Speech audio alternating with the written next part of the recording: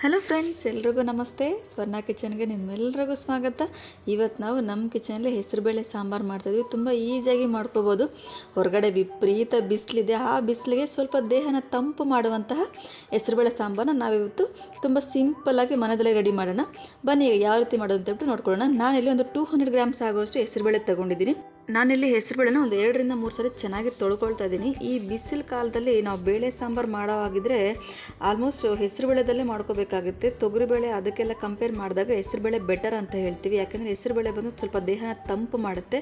ಹಾಗಾಗಿ ಆದಷ್ಟು ನೀವೇನೇ ಸಾಂಬಾರು ಮಾಡಿದ್ರೆ ಹೆಸರುಬೇಳೆದಲ್ಲಿ ಮಾಡ್ಕೊಳ್ಳಿ. ಈಗ ನೋಡಿ ತೊಳ್ಕೊಂಡಾಯ್ತು. ಈಗ ನಾನು ಕುಕ್ಕರಲ್ಲಿ ಮಾಡ್ಕೊಳ್ತಾ ಇದ್ದೀನಿ. ಈ ಕುಕ್ಕರ್ಗೆ ನನಗೇನು ತೊಳೆದಿಟ್ಕೊಂಡಿದ್ದೆ, ಈಗ ಬೇಳೆನೆಲ್ಲ ಹಾಕ್ಕೊಂಡು ಇದ್ರ ಜೊತೆಗೆ 2 ಮೀಡಿಯಮ್ ಸೈಜ್ನ ಹಣ್ಣು ಟೊಮೆಟೊ ಹಾಕ್ಕೊಳ್ತಾ ಇದ್ದೀನಿ. ಹಾಗೆ ಒಂದು ಈರುಳ್ಳಿದಲ್ಲಿ ಒಂದು ಅರ್ಧ ಈರುಳ್ಳಿನ ಹಾಕ್ಕೊಳ್ತಾ ಇದ್ದೀನಿ. ಈಗ ನಾನಿಲ್ಲಿ ಒಂದು 3/4 ಲೀಟರ್ ಆಗೋಷ್ಟು ನೀರನ್ನ ಹಾಕ್ಕೊಳ್ತಿದ್ದೀನಿ. ನೀರು ನೋಡಿ ಹಾಕ್ಕೊಳ್ಳಿ, ನಿಮ್ಗೆ ಯಾವ ರೀತಿ ಬೇಕಾಗುತ್ತೆ ಸಾಂಬಾರು ಅದರ ಬೇಸ್ ಮೇಲೆ ಹಾಕ್ಕೊಳ್ಳಿ. ನಾನು ಇದ್ರ ಜೊತೆಗೆ 1 ಟೇಬಲ್ ಸ್ಪೂನ್ ಆಗೋಷ್ಟು ಎಣ್ಣೆ ಹಾಗೆ ಒಂದು ಸ್ವಲ್ಪ ಅರಿಶಿನ ಹಾಕಿ ನಾನು 1 ವಿಸಿಲ್ ತಗೊಳ್ತೀನಿ. ಈಗ ನೋಡಿ 1 ವಿಸಿಲ್ ಬಂದಾಯ್ತು. ಈಗ ಓಪನ್ ಮಾಡಿ ನೋಡಿದಾಗ ನೋಡಿ ಈ ರೀತಿ ಆಗಿದೆ. ಈಗ ಒಂದ್ಸರಿ ಚೆನ್ನಾಗಿ ಮಿಕ್ಸ್ ಮಾಡಿ ತೋರಿಸ್ತೀನಿ ನೋಡಿ. ಈಗ ಪರ್ಫೆಕ್ಟಾಗಿ ಬಂದಿದೆ.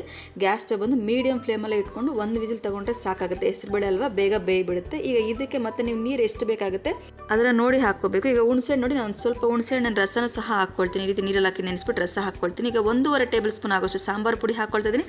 ಹಾಗೆ 1 ಟೇಬಲ್ ಸ್ಪೂನ್ ಆಗೋಷ್ಟು ಹಚ್ಕಾರದ ಪುಡಿನೂ ಹಾಕ್ಕೊಳ್ತೀನಿ. ಈಗ ಇದನ್ನೆಲ್ಲ ಹಾಕೊಂಡು ಚೆನ್ನಾಗಿ ಮಿಕ್ಸ್ ಮಾಡಿಕೊಂಡು ಇದ್ರ ಜೊತೆಗೆ ನಾನಿಲ್ಲಿ ಕಲ್ಲುಪ್ಪು ಹಾಕ್ಕೊಳ್ತಿದ್ದೀನಿ. ನೀವು ಬೇಕಾದರೆ ಕಲ್ಲುಪ್ಪು ಹಾಕೋಬೋದು, ಇಲ್ಲಾಂದರೆ ಪುಡಿ ಉಪ್ಪು ಹಾಕೋಬೋದು. ಆದರೆ ಸಾಂಬಾರುಗಳಿಗೆ ಯಾವಾಗಲೂ ಕಲ್ಲುಪ್ಪು ಹಾಕ್ಕೊಂಡ್ರೆ ಟೇಸ್ಟ್ ತುಂಬ ಚೆನ್ನಾಗಿರುತ್ತೆ. ಹಾಗಾಗಿ ನಾನು ರುಚಿಗೆ ತಕ್ಕದಷ್ಟು ನೋಡಿ ಕಲ್ಲುಪ್ಪನ್ನ ಹಾಕ್ಕೊಳ್ತಾ ಇದ್ದೀನಿ.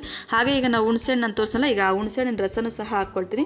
ಟೊಮೆಟೊ ಜೊತೆಗೆ ಹುಣಸೆಹಣ್ಣು ಹಾಕೋದ್ರಿಂದ ಟೇಸ್ಟ್ ತುಂಬ ಚೆನ್ನಾಗಿರುತ್ತೆ. ಈಗ ಇದನ್ನೆಲ್ಲ ಒಂದ್ಸರಿಗೆ ಚೆನ್ನಾಗಿ ಮಿಕ್ಸ್ ಮಾಡ್ಕೊಳ್ಳೋಣ. ಮಿಕ್ಸ್ ಮಾಡಿಕೊಂಡು ಜಸ್ಟ್ 1 ಕುದಿ ತೊಗೊಂಡ್ರೆ ಸಾಕಾಗುತ್ತೆ.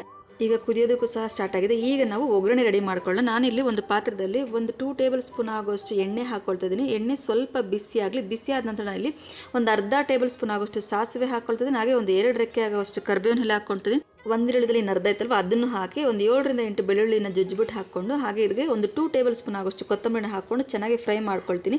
ಲೈಟ್ ಬ್ರೌನ್ ಆಗಬೇಕು ಈರುಳ್ಳಿ. ಅದಾದ ನಂತರ ನಾವೀಗ ಏನು ಸಾಂಬಾರು ರೆಡಿ ಮಾಡಿಟ್ಕೊಂಡು ಸಾಂಬಾರು ಇದ್ರ ಜೊತೆಗೆ ಹಾಕ್ಬಿಟ್ಟು ನಾವು ಕುದಿಸ್ಕೊಳ್ಳೋ ಅವಶ್ಯಕತೆ ಇಲ್ಲ, ಡೈರೆಕ್ಟ್ ಸರ್ವ್ ಮಾಡ್ಕೋಬೋದು. ತುಂಬ ಈಸಿಯಾಗಿ ಮಾಡ್ಕೋಬೋದು, ತುಂಬಾ ಚೆನ್ನಾಗಿರುತ್ತೆ. ಇದನ್ನು ಬಂದು ನೀವು ಚಪಾತಿಗಾಗಿರ್ಬೋದು, ರೈಸು, ದೋಸೆ, ಮುದ್ದೆ ಎಲ್ಲದಕ್ಕೂ ತುಂಬಾ ಚೆನ್ನಾಗಿರುತ್ತೆ ಕಾಂಬಿನೇಷನು. ನಿಮ್ಗೆ ಈ ರೆಸಿಪಿ ಇಷ್ಟ ಆಗಿದ್ರೆ ನೀವು ಸಹ ಒಂದ್ಸರಿ ಟ್ರೈ ಮಾಡಿ ಯಾವ ರೀತಿ ಬಂತು ಅಂತ ಕಮೆಂಟ್ಸಲ್ಲಿ ತಿಳಿಸಿ. ಹಾಗೆ ನನ್ನ ಚಾನಲ್ನ ಸಬ್ಸ್ಕ್ರೈಬ್ ಮಾಡೋದು ಮಾತ್ರ ಮರಿಬೇಡಿ ಅಂತ ಹೇಳ್ತಾ ನಾನು ಈ ವಿಡಿಯೋನ ಇಲ್ಲಿಗೆ ಮುಗಿಸ್ತಾ ಇದ್ದೀನಿ. Thank you.